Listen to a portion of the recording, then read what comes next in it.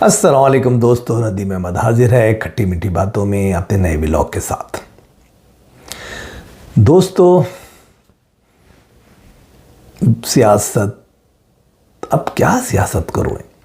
बहरहाल बात तो करनी पड़ती है क्योंकि हालात ही ऐसे हैं थर्ड वर्ल्ड में, तो आवाम बेचारे सियासतदानों के पीछे और सियासतदान लूट के पीछे तो बस वही कहानी है। बजट पेश कर दिया गया है, अल्फाज का और हिंसों का, फिगर्स का गोरख धंधा। आवाम को क्या मिलेगा? और महंगाई बढ़ेगी, तबाही बढ़ेगी, बेरोजगारी बढ़ेगी, कुछ नहीं होगा। तो आवाम को इन गोरख धंधों से क्या फ़ायदा? तो ये है। फिर बजट के नाम पे, पैसों के मामले में बंदरमार, डाक बिचौली, पीस पार्टी और नून लीग की एक दूसरे को ब्लैकमेल कर रहे हैं। और उसके बाद शहजाद अकबर साहब ने इमरान खान साहब की ऑडियो जो उन्होंने नैब केस के अंदर जब वो हाजिर हुए थे वीडियो लिंक के ज़रिए सुप्रीम कोर्ट में, वो सोशल मीडिया पे डाल दी। अब वो कहाँ से लीक हुई, कैसे लीक हुई, वो एक अजीब कहानी चल रही है। और क्रिकेट का जनाजा अपने तौर पे निकला पड़ा है। अब तो सुना है नए कप्तान की भी तलाश, और उसके साथ साथ सुपर 8 से भी पाकिस्तान की छुट्टी। बजट और बस यही बातें हैं जो चल रही हैं। बाद में एक इमरान रियाज खान साहब की भी बात चल रही है कि इमरान रियाज साहब जाना चाहते थे हज पर, और बहुत सारी बातें हुई। अदालतों से सब उनको रिलीफ मिलता गया, हाई कोर्ट से, इनसे उनसे, लेकिन इसके बावजूद भी जाने नहीं दिया गया। अब उसमें अदालत अपनी बेइज्जती महसूस कर रही हैं या नहीं कर रही, वल्लाह आलम बिस्सवाब। अब क्या होगा आगे चल के, तो ये पता लगेगा। मैंने कहा ना, जजेस की और मुक़्तदर हल्कों की लड़ाई बढ़ती जा रही, तो उस पर भी थोड़ा सा बात करेंगे।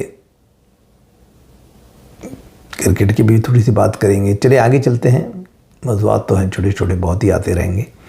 तो सबसे पहले गुजारिश करूंगा कि मेरे जो है इस व्लॉग को जो है आप सब्सक्राइब कीजिए, जो बेल का बटन आता है उसको क्लिक कीजिए, जो ऑप्शंस आते हैं उसमें ऑल वीडियोस को सेलेक्ट कीजिए, कमेंट ज़रूर दीजिए अपने, और उसके साथ साथ पसंद करते हैं तो लाइक कीजिए, और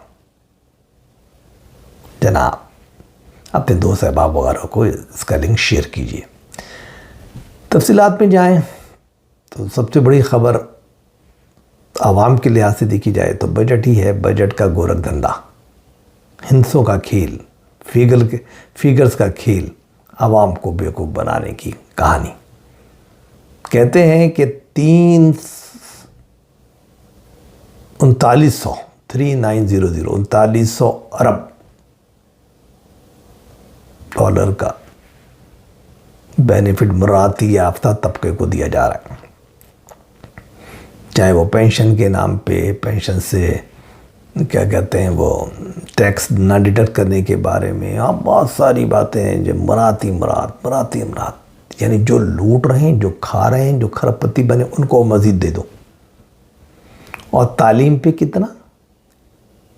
1% मुल्क की तालीम पे, जहाँ पे 17 करोड़ आवाम बसते हैं, और 1.5% सेहत पे। यार ये क्या जुल्म है, ये क्या जुल्म है यार। पहले तो इंसान को क्या चाहिए? रोटी, कपड़ा और मकान। तालीम चाहिए, सेहत चाहिए, रोज़गार चाहिए, मकान चाहिए, हैं? आप ये तो नहीं दे रहे यार। आप लोग तो सारा बजट तो, और फिर वो लोकेशन लंबी चौड़ी, डेवलपमेंट के नाम पे, इसके नाम पे सियासी रिश्वतें हैं, सियासी रिश्वतें, तमाम तरक्याती फंड्स के नाम पर, MNS को, MPS को। ये क्या था भाई यार, ये मुल्क कैसे तरक्की करेगा? मेरे समझ में नहीं आती। चाहे IMF सर फोड़ ले, ये कोई भी कर ले कि भाई एलिट क्लास को कंट्रोल करो, गरीब पे टैक्स ना लगाओ, उन लोगों पे टैक्स लगाओ, तो उल्टा होता है, उन्हीं को मुराद दी जाती हैं, उन्हीं को क्यों भाई वही हुकूमत करने वाले हैं। जो लोग हुक्मरान हैं वही चोर उचक्के हैं ना, तो भाई वो तो अपने ऊपर क्यों टैक्स लगाएंगे? वो अपने को तो वो सारी मुराद खुद ही लेंगे, खुद ही लूटेंगे, खुद ही खाएंगे। तो ये मुल्क मुझे नहीं लगता कि इस तरह चलेगा। तो 12 गोरखधंधा आ गया। अभी बीच में आग में चूली भी चल रही है। पीपल्स पार्टी वाले कह रहे हैं बाइकआउट करेंगे, फिर क्या कहने नहीं आ गए, फिर आके भी बैठ गए हैं, सुन भी रहे हैं, अभी बजट तकरीर सुन भी रहे हैं, बैठे हुए भी हैं। यार ये क्या है यार? ये आँख में चूली आवाम को बेवकूफ़ बनाने के लिए। भाई तुम उनके साथ हो, तुम उनको साथ दे रहे हो, तुम वोट भी उनको देते हो, हर चीज़ करते हो, तो क्यों आवाम को बेवकूफ़ बनाने के लिए ही करते हो? बैठ लो भाई, शेयर भी ले लो, कैबिनेट भी ले लो, वज़रातें भी ले लो, खाओ पियो मौज उड़ाओ। हैं? साफ छुपते भी नहीं, सामने आते भी नहीं। पब्लिक को तो पता है, पब्लिक है सब कुछ जानती है। तो चाहे वो इल्ज़ाम, ये नहीं है कि आप बच जाओगे, इल्ज़ाम नून लीग पर आएगा तो आप पर भी आएगा। है ऐसा तो नहीं हो सकता कि मैं जुर्म एक आदमी कत्ल कर रहा है, मैं बराबर में साथ बैठा हुआ उसका बंदूक भी सप्लाई कर रहा हूँ और उसको कारतूस भी कर रहा हूँ, तो उसके बाद अगर यार मेरा तो कोई ताल्लुक नहीं, मैं तो सिर्फ कारतूस और वो सप्लाई कर रहा था, मार तो हो रहा था। भाई तो मुजरिम के साथ शरीक मुजरिम भी तो होते हैं। सब बेवकूफ़ाना बात है। ये तो दुनिया में जहाँ पे जब तक खूनी इनकलाब नहीं आएगा ना भैया, कुछ नहीं होने वाला। बहुत बुरे हालात हैं पाकिस्तान में। उमराती आता तबका जो है वही हुकूमत बनाता है, वही लूटता है, बजट भी अपने मफादात को सामने रख के बनाता है। आवाम से उनको कोई इंटरेस्ट नहीं है। वो कहते हैं वो सारे टैक्सेशन गरीब आवाम पे डालते हैं। एक तो ये दूसरे इमरान रियाज खान साहब का किस्सा चल रहा है। अब यार वो तो है ही, वो माफ़ी पहले उनको 4-6 महीने अंदर रखा, जैसे तैसे माफ़ी तलाफ़ी करके आ गए। जब बाहर आए तो उन्होंने कहा यार कैसी माफ़ी, क्या चीज़ है? जो भी वो लिख कर आए थे उसके बाद उन्होंने दोबारा अपनी सियासी सरगर्मियाँ या सहाफ़ती सरगर्मियाँ जो भी हैं वो शुरू कर दी। फिर दोबारा लोग उनसे नाराज़ हो गए कि भाई तुमने हमसे तो ये वादा किया था, अब क्या हुआ? फिर वो उन्होंने सहारा ले लिया जजेस का, उन्होंने भांप लिया कि इस वक्त तो मुख्तरा कमज़ोर है, हुक्मरान टोला बिल्कुल कमज़ोर है और जजेस वगैरह खुल के खेल रहे हैं। तो वो भी अपने राह पे चल पड़े। फिर उनको अब कोशिश की जा रही है तो सारी उनको, हालांकि तमाम जब उनको फैसला उनके हक़ में था उसके बावजूद भी उनको रोका गया। अब ज़ाहिर है कि उसमें बेइज्जती तो है जजेस की। आमिर फ़ारूक साहब ने ख़ुद उनको दिया कि भाई ठीक है, इनका नाम कंट्रोल लिस्ट से निकाला जाए, एग्ज़िट कंट्रोल लिस्ट से और पासपोर्ट कंट्रोल लिस्ट से, सब कुछ किया ये हुआ, लेकिन उसके बावजूद भी अरेस्ट हो गए। बहरहाल अब क्या लेते हैं आमिर फ़ारूक साहब, क्या जब वो उसको एक्शन लेते हैं या कोई दूसरी कोर्ट्स क्या लेती हैं, सुप्रीम कोर्ट की एक्शन लेती है, वल्लाह अलम सवाब।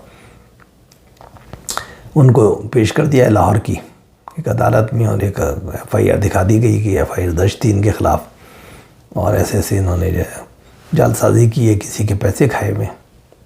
वो सच्ची है झूठी, काम तो फ़िलहाल रोकने का था, रुक गया। तो ये इमरान रियाज खान की कहानी चल रही है। आमिर फ़ारूक साहब को आज फैसला देना था, अभी तक दिया नहीं, जो इस बारे में देना था उनको कि जो हटाया गया है चीफ इलेक्शन कमीशन ने रिटायर्ड जज को बना दिया, ट्रिब्यूनल का इस्लामाबाद किया और उनको जनाब तारिक महमूद जहांगीरी साहब को रोक दिया कि नहीं भाई आप जो है आप पे एतबार नहीं है एक फ़रीक को, तो जब आप यू लॉस्ट योर कॉन्फिडेंस, तो बेहतर है कि आप ना रहें। उस पर बड़े चीखे चिल्लाए आमिर फ़ारूक साहब का, मैं फ़ैसला दूंगा, लेकिन अभी तक फ़ैसला नहीं आया। वो किस कदर दबाव का शिकार हैं, क्या उनसे कहा जा रहा है और फ़ैसले में क्या रुकावट है, ये तो आने वाला वक्त ही बताएगा। तो वो भी एक बड़ी कहानी है, क्योंकि वो बका का मसला है कि एक दफ़ा अगर वो पंडोरा बॉक्स खुल गया फॉर्म 745 वाला और 47 वाला, तो फिर तो बातें निकलेगी, तो है बात निकलेगी तो मीलों तक जाएगी भैया। तो वही कहानी है कि होटो निकली कोठो चढ़ी। एक दफ़ा एक फ़ैसला अगर आ गया इस्लामाबाद का कि फॉर्म 45 गलत है, जो जिसकी बुनियाद पे इनको जिताया गया, असल फॉर्म 45 तो वो हैं जो हारने वालों के पास हैं, तो फिर गल मुक जाएगी। तो उसको तो रोकना ज़रूरी है। अब उसके लिए क्या होता है, आमिर फ़ारूक साहब कितना प्रेशर बर्दाश्त कर सकते हैं। तो ये फिर ज़रा अब एक तो हरकतें भी अजीब व गरीब होती हैं ना। आप सुप्रीम कोर्ट में इमरान खान साहब जो है वो पेश हुए नैब के, जो नैब का केस उन्होंने तरामीम के ख़िलाफ़ किया हुआ था, वीडियो लिंक के ज़रिए, और उन्होंने अपने बयान सवालात भी किए, बयान भी दिया या रिकॉर्ड कराया। उसकी ओरिजिनल ओरिजिनल ऑडियो, जो कि ऐसे नहीं है कि किसी ने सेल फोन से रिकॉर्ड कर ली, कुछ कर ली, बिल्कुल ओरिजिनल वहाँ से सुप्रीम कोर्ट से लीक होकर आई और शहजाद अकबर साहब ने उसको सोशल मीडिया पे लीक कर दिया। हम वहाँ कैसे निकली, आर्काइव डिपार्टमेंट से निकली, वैसे निकली, टेक्नीशियंस ने किन्होंने क्या कहानी की, लेकिन अब ये तो बड़ी सुप्रीम कोर्ट की सिक्योरिटी का मसला है, उसकी बेइज्जती है। अब उस पर सुप्रीम कोर्ट क्या एक्शन लेती है, क्या होता है। तो पाकिस्तान में भी यार अजीब व गरीब बातें होती हैं। इसको वो उस ऑडियो को तो रिकॉर्डिंग से फ़ायदा क्या है, जो बातें थी वो तो ज़ाहिर वहाँ पे कोर्ट में लोग मौजूद थे, सारे साफ़ी, उन्होंने उसको बयान भी कर दिया था। एक एक चीज़ लोगों को पता थी कि उन्होंने ये कहा, ये सवाल किया, फ़ाइज़ ईसा ने ये सवाल किया और अत्तर मिन्नुल्लाह ने ये कहा, फिर उसके जवाब में उन्होंने ये कहा और ये कहा और ये कहा। लेकिन ये काम करने से कोई बेनिफिट क्या है, मुझे समझ में नहीं आता, सिवाय ये कि हाँ उनकी आवाज़ से पता लग जाए कि हाँ भाई कितने जोश में, कितने जज्बात में, कितनी तरावट है, कितने वो स्ट्रॉन्ग हैं। तो शायद वो अपने कारकुनों को, अपने चाहने वालों को, उनको कोई ऐसा सबक देना चाहते हों कि भाई फिक्र ना करो, मैं डटा हुआ हूँ और बिल्कुल सेहतमंद हूँ और मैं वापस आने वाला हूँ। तो ये मैसेज हो सकता है। क्रिकेट का जनाजा वैसे ही निकल गया है। हालत ये है कि खिलाड़ी आपस में बात नहीं कर रहे। सुना है कि जो माहौल है जहाँ खिलाड़ी आपस में बैठते हैं वो तो बहुत बुरा है। शाहीन आफरीदी मुंह फुला के बैठते हैं, वो उनसे बात नहीं करते बाबर आजम से। अभी जो सोशल मीडिया पे लीक हुआ है कि चाचा इफ्तिखार खान ने, जो किसी ने उसके ख़िलाफ़ लिखा था किसी खिलाड़ी के, तो उस पर चाचा ने उसको कहते हैं कि लाइक कर दिया। तो ये भी बुरी बात है। इसका मतलब है कि इन दोनों खिलाड़ियों में आपस के अंदर बातचीत बंद है, वरना एक दूसरे की मुखालफत में जो जुमले लोग लिख रहे हैं कि साहब ये आदमी ये कर रहा है, वो कर रहा है, और आपस को लाइक कर रहे हैं। तो बात ये है कि ये ख़त्म है। सब लोग वही हैं जो असली खिलाड़ी होते थे ना, जो असली हैं, उनको तो लिया ही नहीं गया। अकरबा परवरी और दोस्ती यारी और बस उसी चक्कर में लोगों को ले लिया गया है, वो ग्रुप बंदी, और वो लोग अब कर रहे हैं। अब हालत ये है कि बारिश बढ़ गई है, का इम्कान है, 97% चांस है कि यूएसए का और आयरलैंड का जो मैच होगा वो बारिश की नज़र हो जाएगा। अल्लाह खैर सल्ला, उसको 1 पॉइंट और मिल जाएगा यूएसए को। तो आपको तो दुआ ये थी कि वो हारे यूएसए, तब ये था कि चलो आपको 4 पॉइंट उसके रहते और आप आयरलैंड को हराते थे तो आपके 4 पॉइंट हो जाते, तो फिर रन रेट की बुनियाद पे शायद कुछ चांस बन जाता आपका। मैच बहरहाल हुआ नहीं है, लेकिन 97% जब बारिश के चांसेस हों तो इट्स वेरी डिफ़िकल्ट, क्योंकि कल जो मैच था नेपाल का तो श्रीलंका का, वो इसी वजह से ख़त्म हो गया और श्रीलंका को जीतना ज़रूरी था, लेकिन वो बेचारा बारिश की नज़र हो गया, मैच हुआ नहीं। 1 पॉइंट नेपाल को चला गया, जिससे 1 मैच भी नहीं जीता था और वो उसका कट गया, तो वो बेचारा श्रीलंका कट गया बाहर। तो चांसेस यही हैं मेरी तरफ से। तो खैर मैं बता देता हूँ कि पाकिस्तान कट चुका है, सुपर 8 में नहीं पहुँचा और पाकिस्तान की हुई छुट्टी। तो ये बातें हैं। तो बहरहाल क्रिकेट में पैसा पैसा और पैसा, पैसे की जंग है। पता नहीं, सो कहते हैं कि $25 करोड़ की एक कहानी भी बहुत बड़ी चल रही है, उसकी तफसीलात में हम बाद में बताएंगे कि वो ऑफ़र कैसी हुई थी और कैसे कैसे हुआ था और क्यों ये हारे थे यूएसए की टीम से। तो वो एक बड़ी लंबी कहानी है, गलत है कि सही इसके बारे में नहीं कह सकता, क्योंकि मैंने कोई इस पर इन्वेस्टिगेशन नहीं की है, लेकिन बड़ी लंबी कहानी चल रही है। तो ये बातें अभी एलिगेशंस भी हो सकती हैं, झूठी भी हो सकते हैं कि क्या हुआ कैसे हुआ। तो ये है मैच जैसे तैसे करके कनाडा का इन्होंने जीता। तो क्या जीता, आपको 14 ओवर में 12-13 ओवर में जीतना था, ताकि आपका नेट रन रेट अच्छा हो जाता। लेकिन क्या कहते हैं, क्या उस पर भी लुढ़कते पुढ़कते खुड़कते 18वें ओवर तक चले गए। अल्लाह जाने यार ये कैसी टीम है, ऐसी लल्लू टीम है। कनाडा हुआ, ये जो आयरलैंड हुआ, स्कॉटलैंड हुआ, ये फला हुआ, यूएसए हुआ, यार ये कोई टीमें हैं यार, नमीबिया हुआ, पर आप उनके सामने कैसे नहीं खेलते, तो फिर क्या है यार, ये क्या कहानी।